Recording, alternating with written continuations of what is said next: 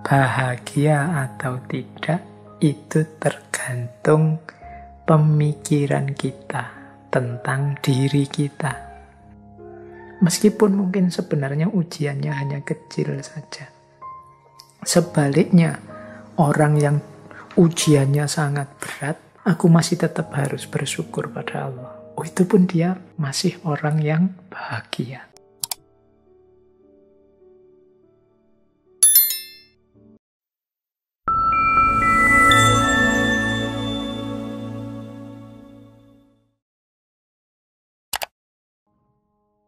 Assalamualaikum warahmatullahi wabarakatuh.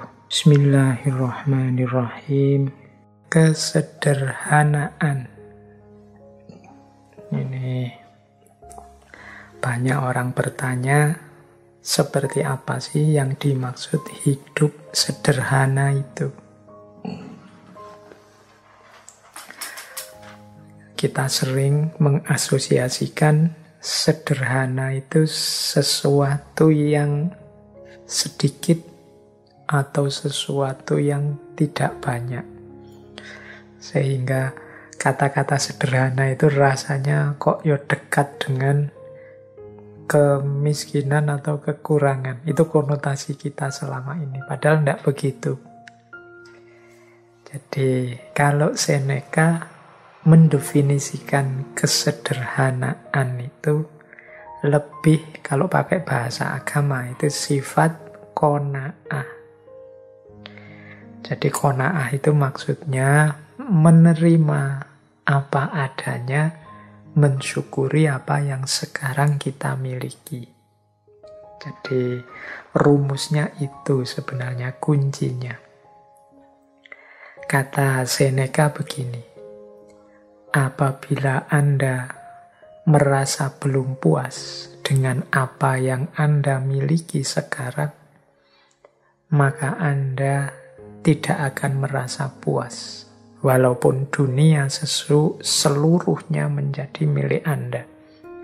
Jadi apabila engkau tidak merasa puas dengan yang engkau miliki sekarang, maka engkau pun tidak akan puas, meskipun seluruh dunia menjadi milikmu. Hidup yang bahagia adalah hidup yang sederhana. Berarti hidup yang ikhlas, rela, puas dengan apapun yang kita miliki sekarang. Inilah hakikatnya orang yang kaya. Kaya itu kan berarti orang yang bisa memenuhi semua yang dia butuhkan. Kalau orang merasa aku merasa puas, merasa cukup dengan yang aku miliki, ini kan mentalnya orang kaya.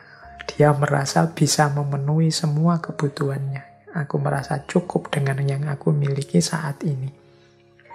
Sementara orang yang tidak puas dengan apa yang dia miliki, bahkan meskipun yang dia miliki berlebih dan sangat banyak, tapi kok merasa kurang saja, ini hakikatnya orang yang bermental miskin. Itulah sejatinya hidup miskin. Berarti kesederhanaan itu ekuivalen. Ekuivalen itu maksudnya setara, sama dengan kekayaan. Dalam arti mental kaya. Mental kaya dalam arti merasa cukup, merasa puas dengan apa yang aku miliki saat ini. Sementara tidak sederhana itu ekuivalen dengan kemiskinan atau mental miskin. Selalu merasa kurang, selalu merasa tidak cukup, tidak puas dengan yang dimiliki saat ini. Jadi ternyata mari kita hidup sederhana, itu dalam definisi ini itu sebagaimana mari kita hidup yang kaya. Maksudnya mari kita puas, merasa cukup, merasa mampu dengan apa yang kita miliki sekarang. Nah, itu namanya hidup yang kaya. Jadi boleh saja kita masih belum punya mobil, boleh saja motor kita masih motor tua yang itu, yang masih mogokan, yang tiap bulan sekali harus servis, yang harus selalu keluar uang banyak untuk servis macam-macam, tapi kita puas, kita merasa wah, hidup saya itu sudah cukup, apa-apa saya punya, yang saya inginkan terpenuhi semua. Nah, kita bahagia dengan itu, berarti kita punya mental kaya. Itulah hidup sederhana. Jadi kesederhanaan itu sebenarnya. Bukan sesuatu yang kesannya kan seperti serba kekurangan. Kita membayangkan sederhana itu di limit paling bawah, paling minimal. Sebenarnya ya kesederhanaan itu menunjukkan orang yang bermental kaya karena dia merasa puas dan cukup dengan yang dimiliki saat ini. Kata Seneca selanjutnya, tidak ada yang lebih terhormat dibandingkan hati yang penuh rasa syukur. Jadi orang yang senantiasa mensyukuri anugerah apapun yang dia dapat dari Tuhan dalam hidupnya, sekecil apapun atau sebanyak apapun, sangat berkualitas atau biasa-biasa saja, semuanya dia syukuri. Inilah orang yang layak kita hormati, karena dia mental-mentalnya orang kaya, orang yang senantiasa puas dalam hidupnya. Dialah orang yang terhormat. Tapi orang yang senantiasa tidak puas, senantiasa mengeluh, senantiasa menuntut, seolah-olah hidupnya isinya hanya keruwetan-keruwetan, kesulitan-kesulitan saja, menutup sebelah mata terhadap aneka anugerah Allah padanya. Ini menunjukkan orang ini mentalnya masih mental miskin. Jadi kalau pakai quotes-nya Seneca tadi, yang bersyukur tadi loh yang harus lebih kita hormati, karena dia lebih terhormat. Bahkan mungkin meskipun kepemilikannya sangat minimal, tapi dia senantiasa bersyukur. Yang sedikit itulah yang dia syukuri di hadapan Tuhan.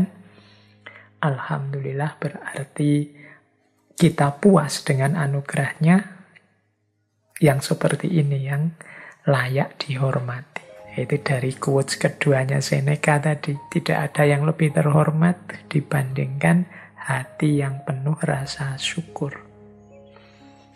Jadi rumus pertama kesederhanaan itu adalah puas dengan apa yang dimiliki. Yang kedua senantiasa bersyukur. Dan yang ketiga adalah sampai kita melanjutkan hidup tanpanya, kata Seneca, kita tidak sadar betapa sangat banyak hal yang tidak penting. Kita menggunakannya bukan karena kita membutuhkannya, namun karena kita memilikinya. Yang ketiga ini pelajaran bagi kita untuk cermat, untuk jeli, melihat bahwa sebenarnya ada sangat banyak hal yang kita miliki itu sebenarnya tidak penting.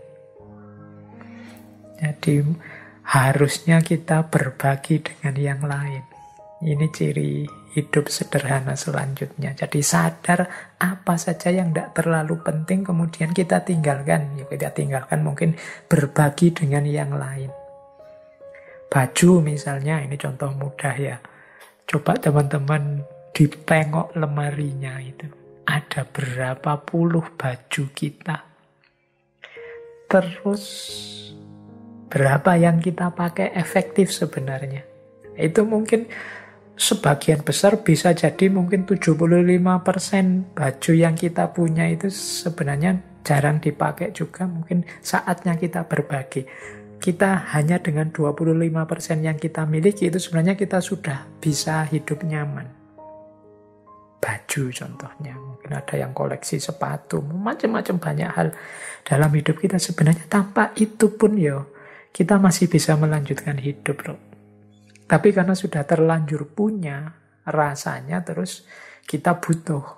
Kalau bahasanya Seneca, kita menggunakannya bukan karena kita membutuhkannya, tapi karena kita memilikinya. Ya karena sudah punya, ya dipakai.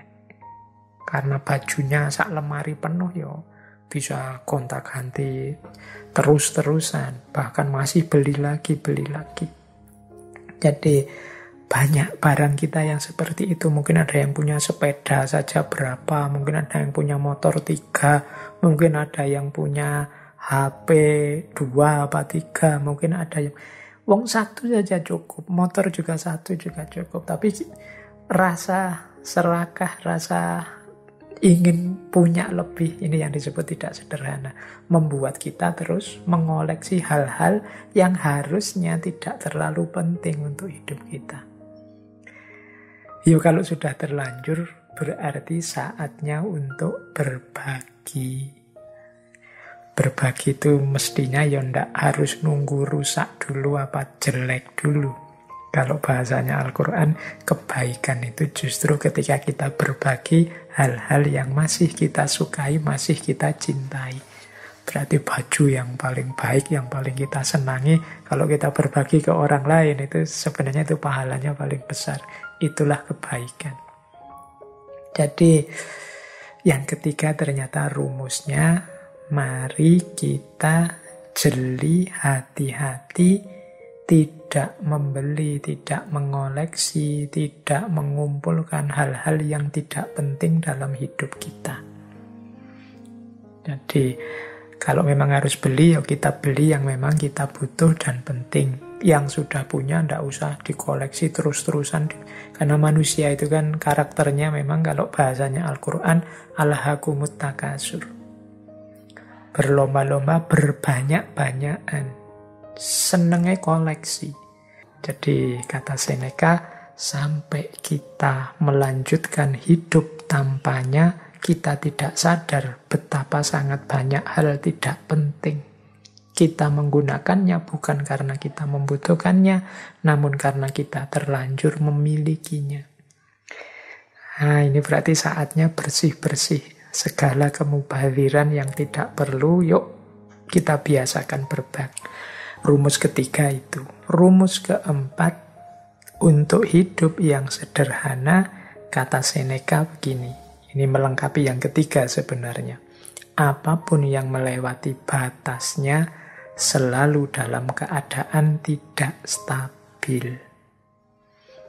Nah, yang ketiga ini rumus jangan berlebihan. Apapun itu ada batasnya. Apapun itu.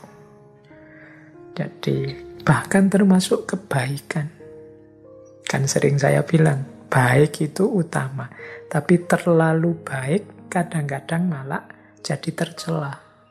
Terlalu pokoknya ada terlalunya, itu kan berarti melewati batas. Membaca itu utama, tapi kalau hidup untuk membaca terus, nggak peduli makan, nggak peduli temennya sakit, nggak peduli apa, ya jadinya nggak utama.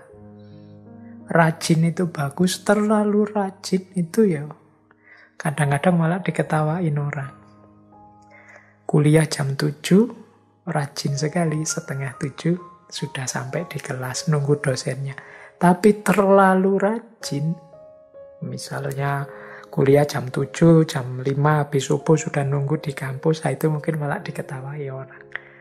Nggak, segalanya ada batasnya, yang wajar saja. Itu kesederhanaan. Jadi jangan melampaui batasnya. Jadi makan ya sewajarnya saja, jangan kekurangan. Dan jangan pula kelebihan. Minum juga begitu, beraktivitas juga begitu. Olahraga itu penting, tapi yo ada batasnya, jangan olahraga atau urusan mentang-mentang penting. Tidak juga begitu. Lari itu penting, tapi yo diukur kekuatannya, jangan berlebihan, tapi juga jangan kekurangan. Sepedaan itu penting, diukur kekuatan kapasitasnya. Jangan sampai nanti blunder, inginnya sehat malah jatuh sakit. Jadi kalau mengikuti rumusnya Seneca ini berarti mari kita hidup yang sederhana. Rumus yang pertama, sederhana itu kita puas, kita terima apapun yang kita miliki saat ini. Jadi seperti saya bilang tadi ya, qanaah. Yang kedua, mari kita bersyukur. Yang ketiga, mari kita hidup yang efektif. Jadi yang tidak penting, tidak usah diambil, dimiliki. Yang sudah terlanjur dimiliki, boleh kalau memang mungkin kita bagi untuk sesama. Dan untuk selanjutnya, jangan memubazirkan apa yang kita miliki untuk hal-hal yang tidak penting. Misalnya membeli yang tidak ada gunanya, hanya mengikuti hobi saja tanpa ngerti batasnya. Itu hidup sederhana. Dan yang terakhir ya tadi tentang batas. Jadi apapun yang kita inginkan untuk kita miliki atau kita lakukan, mari kita penuhi itu sesuai batasnya.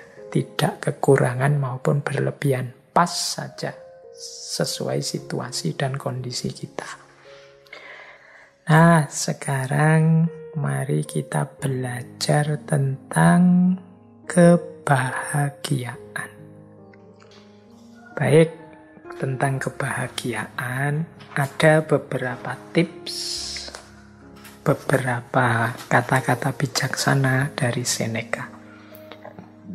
Yang pertama, kata Seneca begini, orang itu menjadi sengsara karena ia berpikir dirinya begitu. Begitupun dengan bahagia. Jadi, pertama, Seneca ingin mengingatkan pada kita, bahagia atau tidak, itu tergantung pemikiran kita tentang diri kita. Kunci pertama itu. Sama sekali tidak ada hubungannya dengan hal-hal di luar diri kita. Kuncinya tentang anggapan kita, pikiran kita terhadap diri kita. Sepahit apapun situasi, separah apapun kondisi, kalau kita menganggap, aku masih bahagia kok, aku masih bersyukur dengan situasi seperti ini, aku ini masih tergolong orang yang beruntung loh. Jadi aku harus tetap bersyukur dan bahagia. Loh, itu ya kita bahagia. Meskipun situasinya sebenarnya tidak terlalu sedih, tidak terlalu mengenaskan, meskipun hanya kesulitan kecil saja dalam hidup, tapi kalau kita merasa, wah, hidupku ini malang sekali, hidupku ini menyedihkan sekali, salahku apa kok Allah mengujiku seperti ini, ya jadilah kita orang yang tidak bahagia. Meskipun mungkin sebenarnya ujiannya hanya kecil saja. Sebaliknya, orang yang ujiannya sangat berat, tapi menganggap, aku masih bahagia. Masih banyak orang yang lebih malang dari aku, lebih sedih nasibnya dari aku. Aku masih tetap harus bersyukur pada Allah. Itu pun dia masih orang yang bahagia. Jadi bahagia atau tidak itu tergantung anggapan kita, pikiran kita tentang diri kita. Tidak tergantung pada hal-hal di luar diri kita. Apapun situasinya. Jadi bagi teman-teman yang ingin bahagia, ayo dimulai sekarang. Tidak usah nunggu nanti, tidak usah pakai disarati macam-macam. Saya akan bahagia Pak kalau lulus, saya akan bahagia Pak. Loh, bahagia sekarang tidak nunggu lulus juga bisa kok. Alhamdulillah, skripsiku sudah memasuki tahap akhir. Meskipun prosesnya lama, masih banyak teman-teman yang tidak selesai-selesai, bahkan proposal saja belum.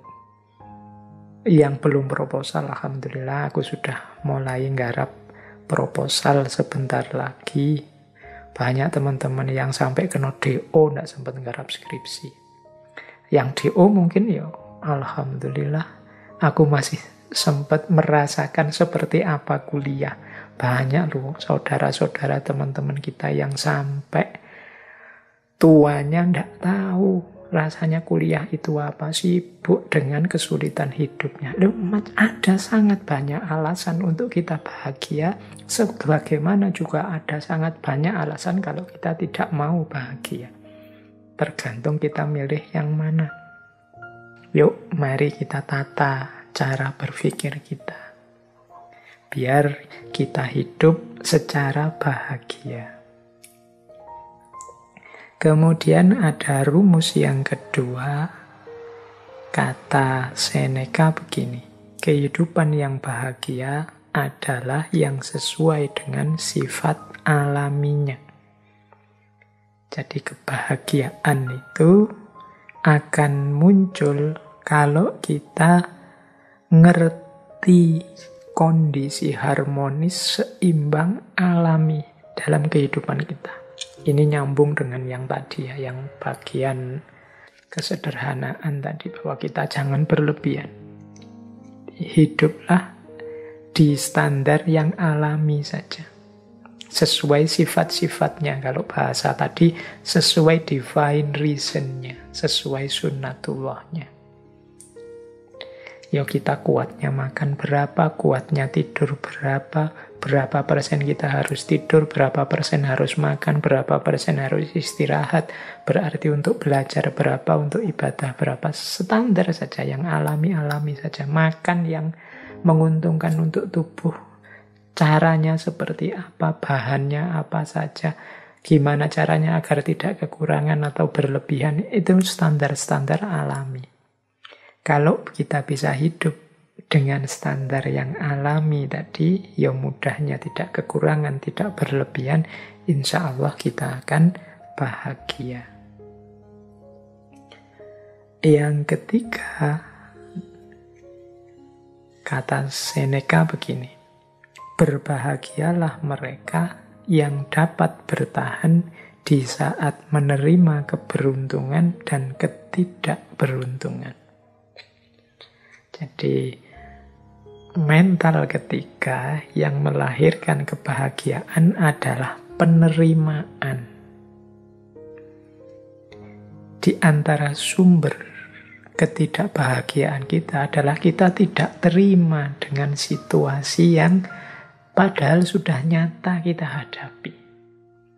Kita tidak mau ngaku, kita tidak mau menerima bahwa oh iya sekarang memang situasinya seperti ini.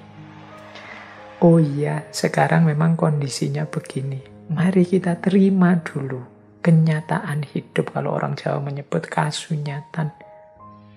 Mari kita terima dulu apapun situasi yang memang sudah jelas kita hadapi. Ini akan membuat kita bahagia. Bahwa untuk selanjutnya, wah saya harus mengubahnya jadi lebih baik, saya harus memperjuangkannya agar lebih berkualitas, monggo.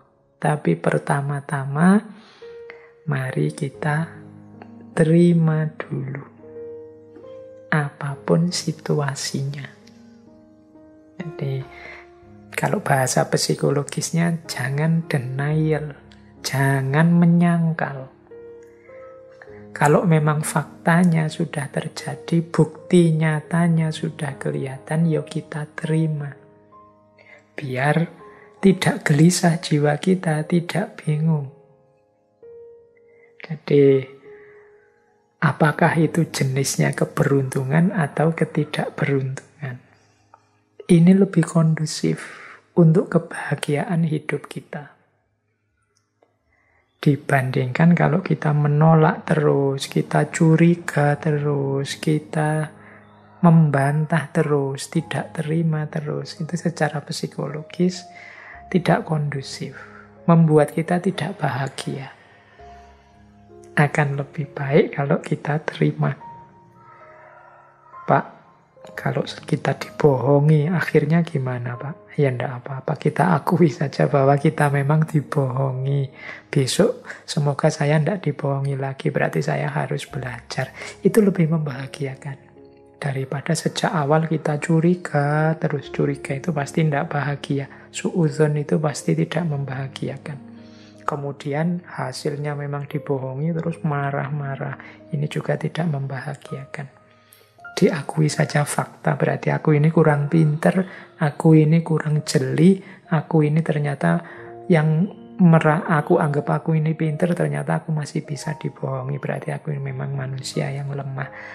Sejak saat ini aku akan belajar biar tidak dibohongi. Itu mungkin lebih kondusif untuk hidup kita dibandingkan kita menyangkal terus, denial terus terhadap fakta yang memang sudah nyata kita hadapi. Lebih menenteramkan. Ini untuk level individu ya, level psikologi kita masing-masing. Mungkin kalau nanti urusannya beda, mungkin level sosial atau politik atau ekonomi logikanya mungkin berbeda, tapi untuk kenyamanan kebahagiaan hidup kita, penting bagi kita untuk mengakui dan menerima situasi yang kita hadapi, baik bentuknya keberuntungan maupun ketidakberuntungan. Nah, yang keempat, ini ada rumus dari Seneca begini. Keberuntungan itu adalah apa yang terjadi saat persiapan bertemu kesempatan. Ini rumusnya unik ya. Kita dulu sering mendengarkan kalimat kejahatan itu terjadi kalau ada niat dan ada kesempatan. Ini kata Seneca bukan tentang kejahatan, tapi tentang keberuntungan hidup. Keberuntungan hidup itu akan terjadi kalau persiapan bertemu kesempatan. Jadi kalau kita ingin hidupnya beruntung dan bahagia, berarti apa? Ayo kita mempersiapkan diri.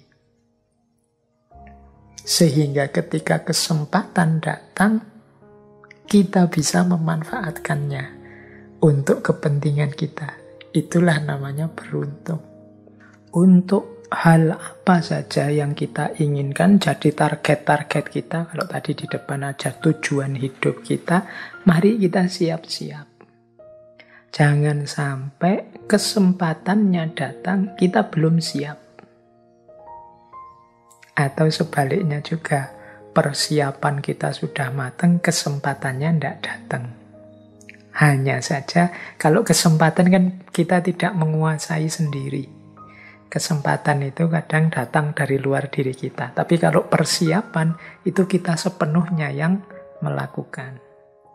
Jadi mari siap-siap. Sampean ingin apa? Misalnya, saya nanti ingin jadi orang yang di masyarakat itu dihargai, kemudian mungkin disuruh ceramah, disuruh sambutan, bisa kalau tiba-tiba disuruh memberi tausiah, wah itu besok bayanganku begitu aku. Nah berarti harus sejak sekarang latihan ngomong, latihan pidato, latihan ceramah, itu persiapan. Siapa tahu tiba-tiba ketemu momen, monggo mas memberi sambutan, memberi tausiah, ini Pak Yainya ndak datang, lu kita sudah siap. Itu kan keberuntungan. Begitu tampil, wah ternyata luar biasa. Besok diundang bicara lagi. Itu namanya keberuntungan. Ketika persiapan ketemu kesempatan. Tapi kalau kita tidak siap sama sekali dan memang tidak menyiapkan diri, ya kesempatannya datang, dia akan lewat sia-sia. Monggo mas tausiah.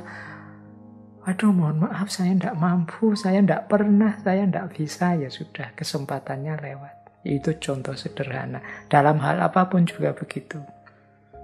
Ketika teman-teman ingin meraih sesuatu, persiapkanlah diri sebaik-baiknya sehingga ketika sesuatu itu hadir, kita sudah siap menyambutnya. Itulah kuncinya hidup bahagia. Jadi beruntunglah kita yang ketika kesempatan datang kita sudah siap. Ini diantara rumusnya kebahagiaan. Berarti sehubungan dengan target-target hidup kita, keinginan-keinginan kita, kita harus mempersiapkan diri untuk menghadapinya, mengelolanya begitu kesempatannya datang. Karena keberuntungan itu terjadi ketika persiapan bertemu kesempatan. Jadi ada 4 rumusnya kebahagiaan.